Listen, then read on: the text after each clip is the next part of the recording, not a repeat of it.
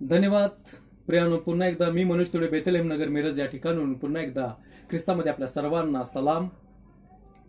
येशूच्या नावामध्ये सलाम. आज आपण प्रार्थना करूया. स्वर्गीय प्रभू, मी तुला धन्यवाद देतो या रविवारच्या दिवशी. प्रभू येशू, तुझं वचन आम्ही तुझ्या लोकांपर्यंत घेऊन आलेलो आहे, त्याबद्दल आम्ही तुला धन्यवाद देतो. ही वेळ आमच्या जीवनामध्ये तू दिलीस म्हणून. होणारं वचन तू आशीर्वादित कर. या वचनाद्वारे अनेकांच्या जीवनातली बंधनं तुटू देत आणि प्रभू तुझं राज्य त्यांच्या जीवनामध्ये येऊ दे. येशूच्या नावात amen. Praise the Lord. Hallelujah. आज आपल्याला प्रेषित यांची कृत्ये याच्यावरती विचार करायचा आहे आणि 5वा अध्याय आहे आणि आज त्याच्यावरती मनन करायचं आहे. होय प्रियानो, येशूने आपल्या शिष्यांना आत्मा देऊन या जगामध्ये जाऊन, राष्ट्रामध्ये जाऊन त्याची सुवार्थ करण्यासाठी आज्ञा केली आणि ते सुवार्थ करण्यासाठी देवाचे लोक बाहेर पडले. पेत्र बाहेर पडला आणि इतकं चांगलं कार्य झालं. त्यांच्याद्वारे आजार बरे केले गेले, मेलेले लोक उठले. पेत्राची जर सावली जर लोकांवरती पडली तर लोक आजारातून बरे होऊ लागले. इतकं सामर्थ्य पेत्रामध्ये होतं. लोक पेत्राची वाट बघू लागले होते आणि हा पेत्र कार्य करत असताना लोकांच्या मध्ये इतके चमत्कार चिन्ह झाले की आम्हाला पाहायला मिळतं की लोक दिवाने झाले. तेव्हा प्रभूचे वचन ऐकायला पेत्राची वाट पाहू लागले आणि लोक संपत्ती देऊन अनेक प्रकारच्या गोष्टीद्वारे देवाच्या सेवेमध्ये ते हातभार लावू लागले. आणि हे सर्व ऐकून त्यावेळेस हन्ना आणि सफीरा हे सुद्धा उत्साहित झाले. त्यांनाही वाटलं की आपण सुद्धा देवाच्या कार्यासाठी काहीतरी दिलं पाहिजे. मग ते ठरवतात की आपल्याला देवाच्या कार्यासाठी काहीतरी दिलं पाहिजे आणि म्हणून ते ठरवतात की आपण आपली जमीन विकूया आणि प्रेषितांच्या चरणाजवळ ते पैसा ठेवूया. आणि ते जमीन विकली बी गेली आणि जेव्हा पैसा तो घरात आला तेव्हा आम्हाला पाहायला मिळते त्या पैशाला पाहून त्यांचं मन, त्यांची बुद्धी बदलली प्रियानो. आणि त्यांना दोघांना असं वाटलं की त्यातून काहीतरी ठेवून घेऊया, कुणाला ह्यातनं काही कळणार नाहीये. म्हणून पैशाने त्यांची नीतिमत्व बिघडली आणि त्यांनी त्यातलं पैसे काढून घेतलं आणि ते पैसे घेऊन पहिला तिचा नवरा हा प्रेषितांच्याकडे निघाला, पेत्राकडे निघाला आणि त्यांच्या चरणाजवळ त्यांनी तो पैसा ठेवला. ठेवल्यानंतर तो पैसा पाहून देवाच्या सेवकांना काही वाटलेलं नाही, पण त्यांना आत्म्याने पेत्राला दाखवलं की हा हनन्या चूक करत आहे. तेव्हा पेत्र त्याला म्हणाला, हनन्या, तू पवित्र आत्म्याशी लबाडी करावी व जमिनीच्या किमतीतून काही ठेवून घ्यावे म्हणून सैतानाने तुझे मन का भरवलेले आहे. हालेलुया. देवाचा आत्मा तंतोतंत सर्व दाखवतो प्रियानो. या नवरा बायकोनी उभयतानी ठरवलं होतं तसं केलेलं नाहीये. त्यांनी प्रॉमिस देवाला केलं होतं ते तसं केलेलं नाहीये. तो पैसा ठेवला होता पण पेत्र त्याला बघताच म्हणतो की तू हनन्या देवाच्या आत्म्याशी लबाडी केलेली आहेस, तू त्यातून भाग काढून ठेवलेला आहेस आणि करण्यासाठी सैतानाने तुझं मन भरवलेलं आहे. होय प्रियानो, आज या जगामध्ये आपण देवाला देण्यासाठी ठरवतो पण त्या गोष्टी पूर्ण आम्ही न करता आम्ही त्यातून काहीतरी गोष्टी बाजूला काढून ठेवतो आणि ते देवाला समजत असतं, पवित्र आत्म्याला समजत असतं आणि आम्ही त्याद्वारे लबाडी करतो आणि करण्यासाठी सैतान आमचं मन भरवत असतं. मोहात आम्ही पडत असतो आणि मग तेव्हा आम्हाला असं पाहायला मिळतं. पेत्र त्याला म्हणतो, ती होती तोवर ती स्वतःचीच तुझ्या होती ना, ती विकल्यावर तुझ्या स्वाधीनी नव्हती काय? हे करण्यास आपल्या मनातून तू का आणलेस? तू आपल्या मनुष्याशी नव्हे तर देवाशी लबाडी केलेली आहेस. हालेलुया. जेव्हा आम्ही देवाला प्रॉमिस करतो तेव्हा कुठल्या मनुष्याला नाहीये तर डायरेक्टली आम्ही देवाशी प्रॉमिस करत असतो आणि देवाशीच आम्ही लबाडी करत असतो. आणि जेव्हा हे शब्द तो ऐकतो हनन्या, त्याच वेळेस तो ऐकून खाली पडला आणि त्याचा प्राण गेला. प्रिया, मनुष्याशी लबाडी करणं कदाचित तुम्हाला पचेल पण देवाशी कधी लबाडी करू नका. देवाला कधी तुम्ही वचन देऊ नका. देवाशी कधी तुम्ही नवस करू नका. कारण देव ते पाहत असतो प्रिया. आणि मग त्याच्या पाठीमाग त्याची पत्नी ही सुद्धा खूप हुशार असते. 3 तास तिच्या जीवनातील जातं. 3 तासानंतर ती आपल्या नवऱ्याला शोधू लागते आणि ती बरोबर प्रेषितांच्याकडे येते, पेत्राकडे येते. आणि आम्हाला पाहायला मिळतं ती पेत्राकडे जेव्हा येते तेव्हा पेत्र तिला विचारतो, तो म्हणतो, तुम्ही जमीन ही जी पैसे तुम्ही ठेवलेले आहेत तेवढ्यालाच आणली विकली का? तेव्हा ती सुद्धा खोटं बोलते आणि ती म्हणते, होय, आम्ही ती जमीन तेवढ्यालाच विकली. तेव्हा पेत्र तिला म्हणाला, प्रभूच्या आत्म्याची परीक्षा पाहण्यास तुम्ही संगनमत केले आहे. पहा, ज्यानी तुझ्या नवऱ्याला पुरले त्याचे पाय दाराशीच आहे, ते तुलाही उचलून बाहेर नेतील. हालेलुया. बघा, पाप करण्यासाठी दोघं संगनमत करतात, नवरा बायको, आणि सैतान याला कारण असतं पुढे. तसं आमच्याही जीवनामध्ये सैतान संगनमत करायला होतो, वाईट करायला तयार करतं आम्हाला आणि आम्ही देवाच्या विरोधात जातो. आणि जेव्हा ते हनन्याला ते लोक पुरून येत असतात, त्यांचे पाय दारालाच लागतात, तेव्हा ती सुद्धा खाली पडते आणि तिचाही प्राण जातो. आणि ते तरुण तिलाही जाऊन पुरतात. सांगण्याचा अर्थ इतकाच, काही गडबडीने कुठलंच नवस देवाशी तुम्ही करू नका.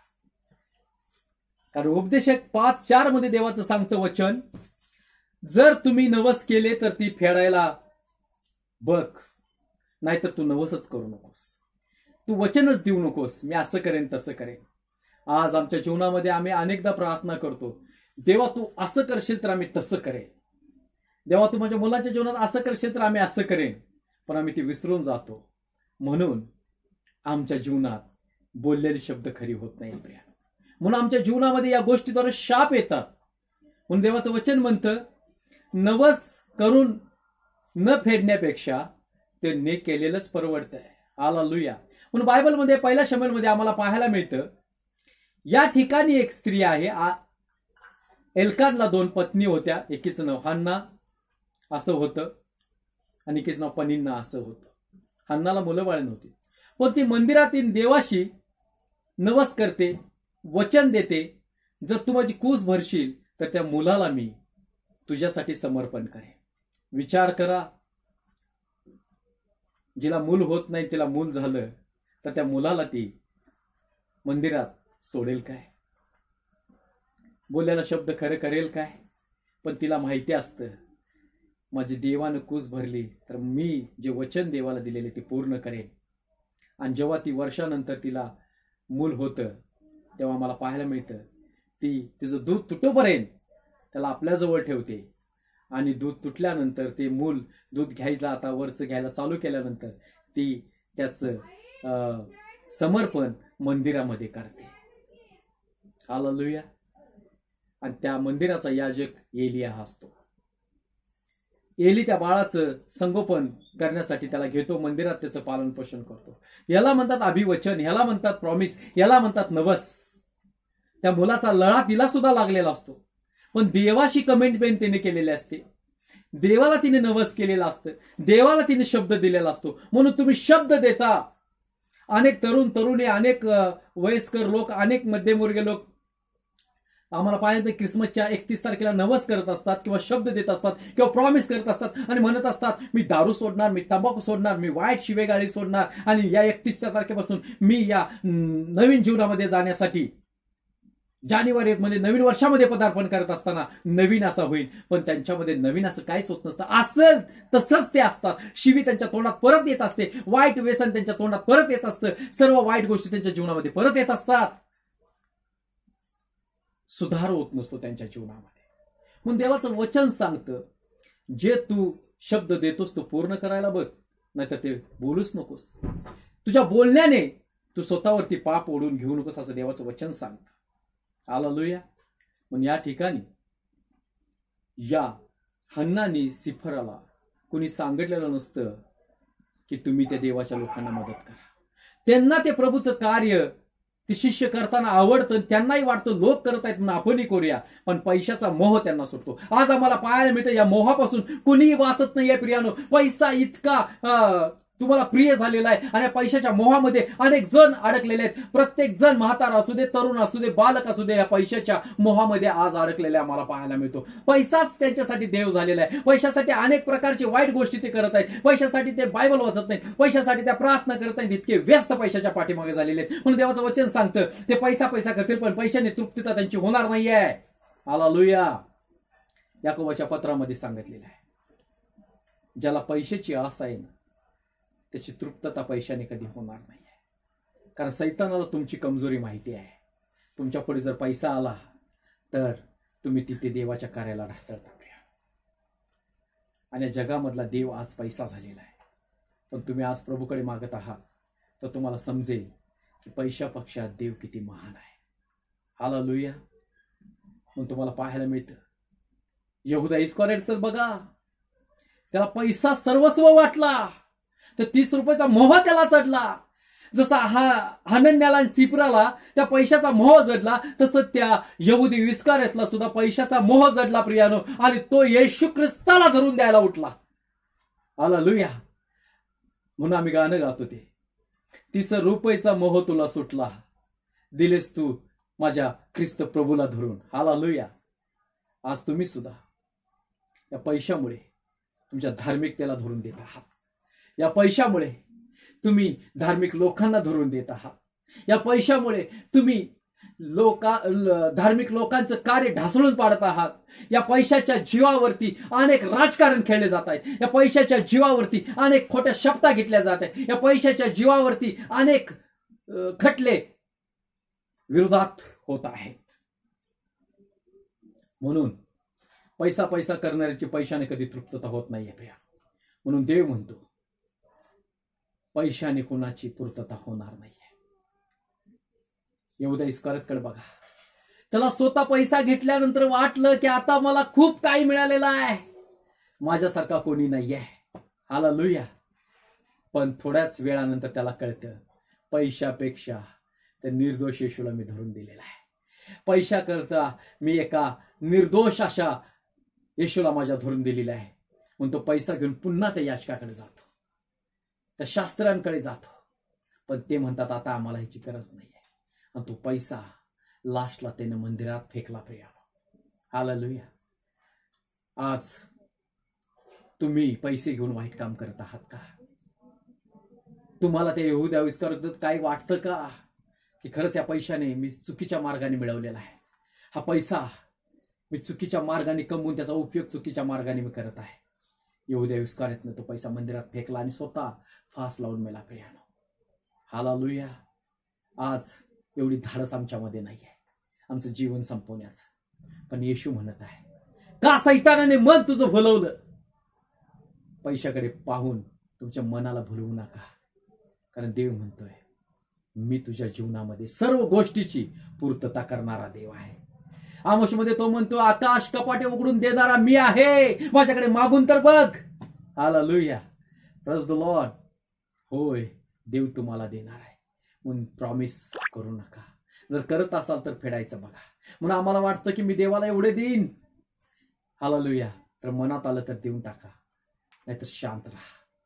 कारण देवाच्या आत्म्याशी लबाडी करू नका. देव बघत असतो. हालेलुया. देव बघत असतो. हालेलुया. तो शताधिपतीने काय केलं बघा, तो इतका धार्मिक नव्हता पण त्याने देवाचे मंदिर बांधण्यासाठी पैसा दिला. आणि तो येशूच्या पुढे आलाच म्हटला की मी त्या योग्यतेचा नाहीये.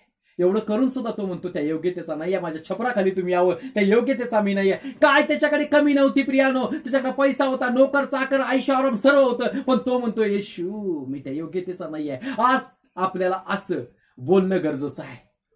आज पैसा आला की लोकांची कॉलर टाईट होतात. पैसा आला की लोक समाजामध्ये जरा वरमान करून जगू लागतात. पण येशू तुमच्याकडे आलेला आहे काय? हालेलुया. येशू ज्याच्या जीवनामध्ये आहे त्याला कधीच खाली मान घालायला लागणार नाहीये. ज्याच्यामध्ये येशू आहे ते उंच मानाने जगे. हालेलुया. Praise the Lord. म्हणून देवाचं वचन सांगतं प्रियानो, कुठलीही गोष्ट करत असताना जर देवाशी तुम्ही बोललेला आहे तो शब्द पूर्ण करायला शिका. कारण तुमच्या शब्दामध्ये देवानं सामर्थ्य ओतलेलं आहे. हालेलुया. म्हणून देव म्हणतोय जसं हनन्या आणि सिप्रा त्यांनी स्वतःचा नाश करून घेतला प्रियानो. सैतानाच्या नादाला लागून. शिक्षा काय होती प्रियानो? खोटं बोलल्यामुळे जाग्यावर ते मेले. 3 तासाचा फरक होता प्रियानो. ह्या स्त्रीनं खरं बोललं असतं तर तिचं जीवन वाचलं असतं. हनन्यानं खरं बोललं असतं तर त्याचं जीवन वाचलं असतं. या दोघांनी जर खरं बोललं असतं त्यांचं जीवन वाचलं असतं प्रियानो. पण त्या ठिकाणी या दोघांनी देवाच्या बरोबर लबाडी केली, देवाच्या पवित्र आत्म्याशी लबाडी केली, म्हणून शाप आणि नाश आणि मृत्यू त्यांच्या जीवनामध्ये आला. हालेलुया. आज आमच्या हातनं कधी लबाडी घडत आहे का? देवाशी आम्ही लबाड बोलत आहोत का? तर शापास कारणामे होणार आहे. पण देवाला म्हणा, माझ्या सर्व अपराधांची पापांची क्षमा कर, माझा जीव मोहातून वाचव. कारण या काळामध्ये सैतान पैशाचा मोह जीवनामध्ये घालत आहे प्रिया. एखादा व्यक्ती प्रार्थनेला चालला असता, जर कोणी गेला आणि म्हटलं चल आज तुला मी नाश्ता देतो, आज मी तुला खाया प्यायला देतो, थंड प्यायला देतो, काही देतो, पण माझ्या बरोबर चल. ते व्यक्ती प्रार्थनेला न जाता त्या व्यक्ती बरोबर जाते आणि म्हणते की मला खाया प्यायला मिळणार आहे. म्हणजे विचार करा, या पैशासाठी, त्या खाण्यापिण्यासाठी देवाच्या राज्याला मी ढासळत आहे. हालेलुया. Praise the Lord. पण तुम्हाला सांगू द्या, हा पेत्र काय म्हणतो बघा, यापुढे मला तर जगणे हे ख्रिस्त आहे आणि मरणे हे लाभ आहे. पैशाचा मोह त्याला नव्हता प्रियानो. इतकं सामर्थ्य त्याच्या जवळ होतं तर त्याला पैशाचा मोह नव्हता. हालेलुया. मग देवाला धन्यवाद द्या. आमेन. आपण प्रार्थना करूया. स्वर्गीय प्रभू, मी तुला धन्यवाद देतो. आजची वचन आशीर्वादित केलास, ही प्रार्थना आशीर्वादित केलास. ऐकणाऱ्याचं मन, कान, हृदय तू स्वच्छ शुद्ध केल्याबद्दल धन्यवाद. इथून पुढची वेळ तुझ्या हातामध्ये येतो. येशूच्या नावात amen. Praise the Lord. Thank you.